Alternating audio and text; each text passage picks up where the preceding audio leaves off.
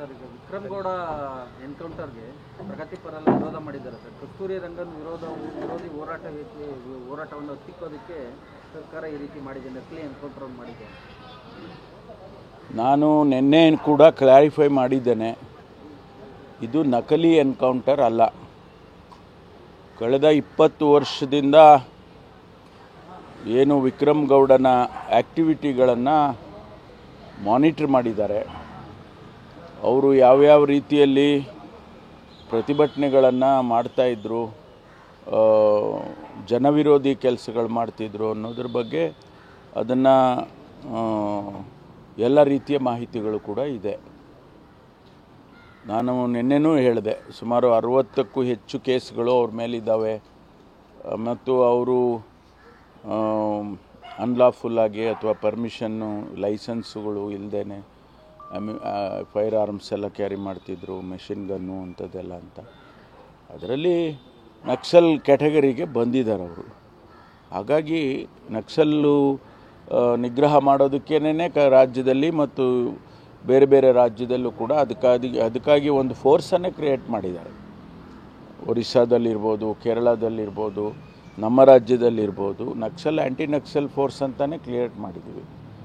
ಅದಕ್ಕಾಗಿ ಈ ಘಟನೆಗಳು ನಡೆದಿದೆ ವಿನಃ ಬೇರೆ ಯಾವುದೇ ರೀತಿಯಲ್ಲಿ ನಡೆದಿಲ್ಲ. ಈ ಪ್ರಗತಿಪರರು ಈ ರೀತಿ ಟೀಕೆ ಮಾಡ್ತಿರೋರಿಗೆ ತಾವೇನು ಹೇಳಕ್ಕೆ ಇಷ್ಟಪಡ್ತಿರ್ಬೋದು?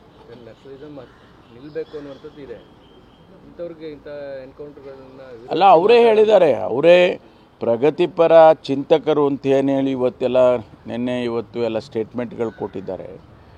ಅವರೇ ಅಪೀಲ್ ಮಾಡ್ಕೊಂಡಿದ್ದಾರೆ, ಸರೆಂಡರ್ ಆಗಿ ನೀವು ಅಂತ. ಅಂದರೆ ಅವ್ರಿಗೂ ಅಕ್ಸೆಪ್ಟ್ ಮಾಡಿದ್ರಲ್ಲ ಇದು ಸರಿ ಇಲ್ಲ ಅಂತ.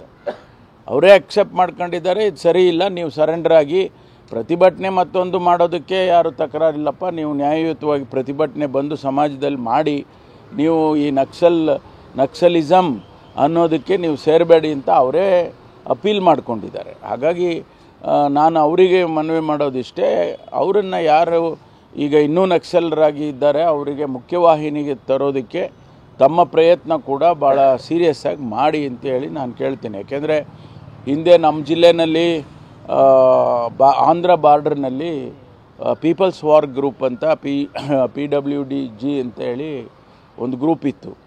ಅವರು ಇದೇ ರೀತಿ ನಕ್ಸಲಿಸಮ್ನಲ್ಲಿ ಅವರು ತೊಡಗಿಕೊಂಡಿದ್ರು.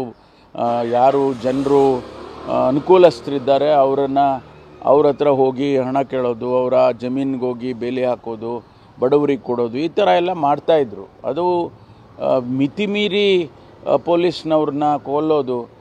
ಪಾವಗಡದಲ್ಲಿ ಸುಮಾರು ಜನ ಕೊಂದುಬಿಟ್ರು. ಆ ಸಂದರ್ಭದಲ್ಲಿ ನಾವೆಲ್ಲ ಅಪೀಲ್ ಮಾಡಿಕೊಂಡು ಅದೆಲ್ಲ ಅಂತ ಭಾಳ ಜನ ಸರೆಂಡರ್ ಆದರು. ವೆಂಕಟಮ್ಮನಹಳ್ಳಿ ಘಟನೆ ಭಾಳ ಜನ ಸರೆಂಡರ್ ಆದರು.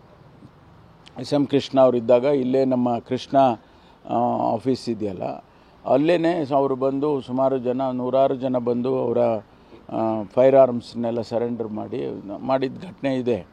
ಅದೇ ರೀತಿ ನನ್ನ ಈ ಪ್ರಗತಿಪರ ಚಿಂತಕರು ಅವರೆಲ್ಲ ಸಹಾಯ ಮಾಡಿ ಅವರನ್ನು ಮುಖ್ಯವಾಹಿನಿಗೆ ತರೋಕ್ಕೆ ಪ್ರಯತ್ನ ಮಾಡಿದರೆ ಭಾಳ ಒಳ್ಳೆಯದು ಅಂತೇಳಿ ಹೇಳೋದು.